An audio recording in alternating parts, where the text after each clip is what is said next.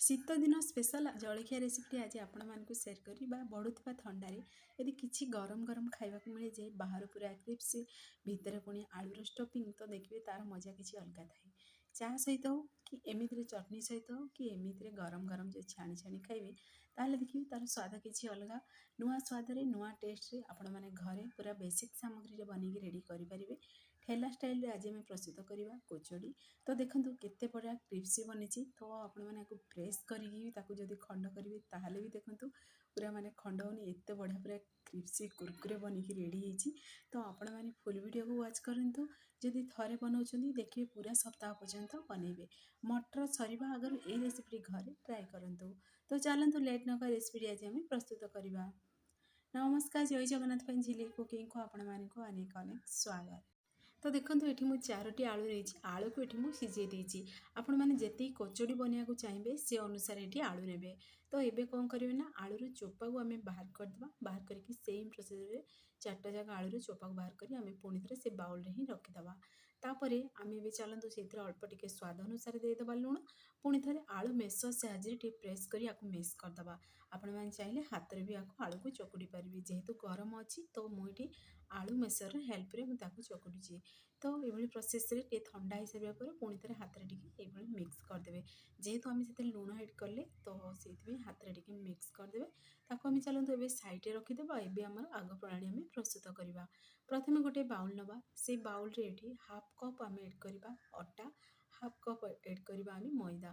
ଆପଣମାନେ ଚାହିଁଲେ କେବଳ ମଇଦାରେ ବି ବନେଇ ପାରିବେ, ଆଉ କେବଳ ଏଠି ଅଟାରେ ବି ବନେଇ ପାରିବେ। ଆଉ ହାଫ୍ ଚାମଚ ସେଥିରେ ଆଡ଼୍ କରିଦେବା ଆମେ କ୍ରସ୍ କରିକିରି ହାତରେ ଜୁଆଣି। ଜୁଆଣି ଆଡ଼୍ କରିବା ଦ୍ୱାରା ଦେଖିବେ କଚୋଡ଼ିଟି ଖାଇବା ସମୟରେ ପାଟିକୁ ଗୋଟେ ଗୋଟେ ଯଦି ଜୁଆଣି ଲାଗିବ ତାହେଲେ ଦେଖିବେ ବହୁତ ବଢ଼ିଆ ତା'ର ଫ୍ଲେଭର୍ ଆସିବ, ଆଉ ଏମିତି ଡାଇଜେସନ୍ରେ ବି ଆମର କାମରେ ଆସିବ। ପୁଣି ଥରେ ସ୍ୱାଦ ଅନୁସାରେ ଦେଇଦେବା ଲୁଣ। ଯେମିତି କଚୋଡ଼ି ପୁରା ଫୁଲା ଫୁଲା ବନିବ ସେଥିରେ ଆମେ ହାଫ୍ ଚାମଚ ଆଡ଼୍ କରିଦେବା ବେକିଂ ସୋଡ଼ା। ଏବେ କ'ଣ କରିବା ନା, ହାତ ସାହାଯ୍ୟରେ ଭଲସେ ଟିକେ ଆକୁ ମିକ୍ସ କରିଦେବା। ମିକ୍ସ କରିସାରିବା ପରେ ଆମେ ସେଥିରେ ଆଡ଼୍ କରିଦେବା ଗରମ ଗରମ ତେଲ ଆଡ଼୍ କରିବା। ଗରମ ତେଲ ବଦଳରେ ଆପଣମାନେ ଘିଅ ବି ଆଡ଼୍ କରିପାରିବେ। ତ ତେଲ ଆଡ଼୍ କରିବା ଦ୍ୱାରା କ'ଣ ହେବ ନା, ଖାସ୍ତାଟା ଆମର ବହୁତ ବଢ଼ିଆ ବନିକି ରେଡ଼ି ହେବ। ଗରମ ତେଲକୁ ଆଡ଼୍ କରିସାରିବା ପରେ ପୁଣି ଥରେ ହାତ ସାହାଯ୍ୟରେ ଭଲସେ ଟିକେ ଆକୁ ମିକ୍ସ କରିଦେବା, ଯେମିତିକି ତେଲଟା ସେଥିରେ ପୁରା ମିକ୍ସ ହେଇଯିବ। ତାପରେ କ'ଣ କରିବେ ନା, ଅଳ୍ପ ଅଳ୍ପ ପାଣି ଆଡ଼୍ କରି ଗୋଟେ ଡୋ ବନେଇକି ରେଡ଼ି କରିବା। ତ ଦେଖନ୍ତୁ ଏଇଭଳି ଗୋଟେ ଅଧିକ ହାର୍ଡ଼ ନଥିବ କି ଅଧିକ ସଫ୍ଟ ନଥିବ, ସେଇଭଳି ଗୋଟେ ଡୋ ବନେଇକି ରେଡ଼ି କରିବେ। ଯେମିତି ଆପଣମାନେ ରୁଟି ପାଇଁ ଅଟା ଚକୁଟୁଛନ୍ତି ତ ସେଇଭଳି ପ୍ରୋସେସ୍ରେ ଗୋଟେ ଡୋ ବନେଇକି ରେଡ଼ି କରିବେ। ତ ତାକୁ ଆମେ ଏବେ ସାଇଡ଼୍ରେ ରଖିଦେବା। ତାପରେ ଗୋଟେ କରେଇ ନେବା। ସେଥିରେ ଆଡ଼୍ କରିଦେବା ଆମେ ରିଫାଇନ୍ ତେଲ। ତେଲ ପୁରା ଗରମ ହେଇସାରିବା ପରେ ଏଠି କଞ୍ଚା ଲଙ୍କା, ମଟର, ପୁଣି ସେଥିରେ ଆଡ଼୍ କରିଦେବା ପିଆଜକୁ ଛୋଟ ଛୋଟ ପିସେସ୍ରେ କଟିଂ କରି, ଆଉ ଟିକେ ମଟର ପୁଣି କଞ୍ଚା ଲଙ୍କା ପିଆଜକୁ ଟିକେ ଭାଜି ହେବାକୁ ଦେବା। ଟିକେ ଭାଜି ହେଇସାରିବା ପରେ ବା ଟିକେ କଲର୍ ଚେଞ୍ଜ ହେଇଯିବ, ଯେମିତି ସଫ୍ଟ ହେଇଯିବ, ତାପରେ କୁକିଂ ବି ଫାଷ୍ଟ ହେବ। ସେଥିପାଇଁ ଆମେ ସ୍ୱାଦ ଅନୁସାରେ ଦେଇଦେବା ଲୁଣ। ଆଉ ପୁଣି ଅଦା ରସୁଣ ପେଷ୍ଟ ଆଡ଼୍ କରିଦେବା ହାଫ୍ ଚାମଚ। ଦେଖିବେ ଅଦା ରସୁଣ ପେଷ୍ଟକୁ ଏଇଭଳି କ୍ରସ୍ କରିକି ଯଦି ଆଡ଼୍ କରିବେ ତା'ର ଫ୍ଲେଭରଟା ବହୁତ ବଢ଼ିଆ ରହିବ ଆଳୁ ମସଲାର। ଯେହେତୁ ଏବେ ମଟରର ସିଜନ୍ ତ ଆପଣମାନେ କେବଳ ମଟରରେ ବି ଏ ରେସିପିଟି ବନେଇ ପାରିବେ, ନହେଲେ ଆଳୁ ମଟର ମିକ୍ସ କରିକି ବନେଇ ପାରିବେ। ତ ଏବେ କ'ଣ କରିବା ନା, ପୁଣି ଥରେ ଭଲସେ ଟିକେ ଆକୁ ମିକ୍ସ କରିଦେବା। ମିକ୍ସ ହେଇସାରିବା ପରେ ଏଠି ଅଦା ରସୁଣର କଞ୍ଚା ସ୍ମେଲ୍ ଚାଲିଯିବା ପରେ ଆମେ ସେଥିରେ ଆଡ଼୍ କରିଦେବା ହଳଦୀ ଗୁଣ୍ଡ, ଲଙ୍କାଗୁଣ୍ଡ, ପୁଣି ଗରମ ମସଲା। ଘରର ବେସିକ୍ ଗରମ ମସଲା ହିଁ ମୁଁ ଏଥିରେ ଆଡ଼୍ କରିଛି। ପୁଣି ଥରେ ଆମେ ଯେମିତି ମସଲାଟା ପୋଡ଼ିବନି ଆଉ ମସଲାଟା ଯେମିତି ପରଫେକ୍ଟଲି ପୁରା କଷି ହେବ, ସେଥିପାଇଁ ସେ ଗିନାକୁ କ୍ଲିନ୍ କରି ଆମେ ଗୋଟେ ଚାମଚ ବଡ଼ ଚାମଚ ସେଥିରେ ପାଣିକୁ ଆଡ଼୍ କରିଦେବା। ଅଧିକ ପାଣି ଆଡ଼୍ କରିବେନି, ଯେହେତୁ ଆଳୁରେ ମଏଶ୍ଚରାଇଜର୍ ଥାଏ। ତ ଯେହେତୁ ଆମେ କଚୋଡ଼ି ବନାଉଛନ୍ତି ତ ଅଧିକ ଦେଖିବେ ଯଦି ସେ ପତଲା ରହିବ, ଅଧିକ କ୍ୱାଣ୍ଟିଟି ସେଥିରେ ମଏଶ୍ଚରାଇଜର୍ ରହିଲେ ଏତେ ଭଲ ଲାଗିବନି। ତ ସେଥିପାଇଁ ପାଣି ଅଳ୍ପ ଟିକେ ହିଁ ଆଡ଼୍ କରିବେ ମସଲା ପାଇଁ। ତ ଦେଖନ୍ତୁ ଏଠି ମିକ୍ସ କରି ମସଲାକୁ ଟିକେ କଷିଦେବା। ଆଉ ଦେଖନ୍ତୁ କେତେ ବଢ଼ିଆ ପୁରା କଲର୍ ବି ଆସିଯାଇଛି। ତ ଏଇ ସମୟରେ କ'ଣ କରିବା ନା, ଆମେ ସେଥିରେ ଆଳୁକୁ ଆଡ଼୍ କରିଦେବା। ତ ଯେତିକି ଆପଣମାନେ ମସଲା ବନେଇବାକୁ ଚାହିଁବେ ସବୁ ସେ ଅନୁସାରେ କ୍ୱାଣ୍ଟିଟି ଆଡ଼୍ କରିବେ। ମାନେ ଯେମିତିକି ମସଲା, ତେଲ, ପୁଣି ସେଥିରେ ଆଳୁ ସେ ଅନୁସାରେ ଆଡ଼୍ କରିବେ। ତ ଏବେ କ'ଣ କରିବା ନା, ଆମେ ଗ୍ୟାସ୍ ଆଞ୍ଚକୁ ଏଇ ସମୟରେ ପୁରା ସ୍ଲୋ ଆଞ୍ଚରେ ରଖିକିରି ଆମେ ଏଇଭଳି ପ୍ରୋସେସ୍ରେ ଟିକେ ଚାମଚ ବା ବେଲା ସାହାଯ୍ୟରେ ଟିକେ ମିକ୍ସ କରିଦେବା, ଯେମିତିକି ମସଲାଟା ପୁରା ଆଳୁ ଉପରେ ମାନେ ଆଳୁ ମସଲା ଯେମିତି ମିକ୍ସ ହେଇଯିବ, ଆଉ ବହୁତ ବଢ଼ିଆ ତା'ର ବାସ୍ନା ବି ଆସୁଛି। ତ ଏଇଭଳି ପ୍ରୋସେସ୍ରେ ଆପଣମାନେ ମସଲା ଯଦି ବନେଇକିରି ଆଳୁ ଚପ୍ ବି ବନେଇ ପାରିବେ, ନହେଲେ ଏମିତିରେ ଆଳୁ ପରଟା ବି ବନେଇ ପାରିବେ, ଆଉ ଏମିତି କଚୋଡ଼ି ବି ବନେଇ ପାରିବେ। ବହୁତ ବଢ଼ିଆ ଲାଗେ ଏ ମସଲା ରେସିପିଟି। ତ ଦେଖନ୍ତୁ ଫାଇନାଲି ବନେଇକି ରେଡ଼ି ବି ହେଇସାରିଲାଣି ମସଲାଟା। ତ ଏବେ କ'ଣ କରିବା, ଗୋଟେ ଆମେ ବାଉଲ୍କୁ ବାହାର କରିଦେବା। बाउल को बाहर करी आपको आम ए गोलाकार सेप दवा टी हल्का गरम अच्छी तो जेहेतु वीडियो आपण मानक शेयर करार अच्छी तो मुझे हठात बनाऊँगी आपण मैंने चाहिए आपको टी हल्का ठंडा हो सारा पर भी गोलाकार सेप दे पारे। तो देखूँ ये प्रोसेस पूरा सुखा आमर पूरा आलू मसला बनिकी रेडी हो सारी। एक कचोड़ी देखिए ये आलू मसलार स्वाद ना कचोड़ी माने टेस्ट को 2 ରୁ 4 गुणा बढ़े दो बहुत बढ़िया लगे। तो ये कौन करवा ना से गोलाकार सेप दे सारापर आम जो अटा रखी पुणी थे हाथ साहाଯ୍य भलसे टी आम दलीदबा जमीक अटाटा टी आउ टे सफ्ट हो जेहेतु आम आलू मसला बनला भितर 10 मिनट लगी ये पूरा रेस्ट पे आम रखी तो आपण मैंने जिते बड़ सैज्र ये कचोड़ी बनवा को चाहिए सी अनुसार ये गोलाकार सेप देवे। मुझे देखूँ माने जमीक रोटी पे आम बल्स बनाऊँ से भली ही प्रोसेस मुझे मो सेम साइज्रे ही बनी गोलाकार सेप। तो हाथ साहाଯ୍य पुणी थे टे भलसे आपको आम गोलाकार सेप देदबा। गोलाकार सेप दे सारापर जमी आपण मैंने मंडा पिठा बनाऊे काकरा पिठा बनाऊे जमी गिना बनाती से भली प्रोसेस ही देखूँ ये माने हाथर हेल्प रे आंगुठीर हेल्प रे ताको आम ये गिना टाइप स्टाइल टे बनईदबा। बनी सारापर आम जो आलूटा बनी रखीदे ना गोलाकार बन आलू को सेप देकरी से गोटे गोटे आलू पीस से एड करदे एड करी पुणी थे देखूँ ये प्रोसेस रे पैक करदबा जमी आपण मैंने मंडा पिठा बनाऊे पैक करेंगे से भली प्रोसेस रे पैक करेंगे।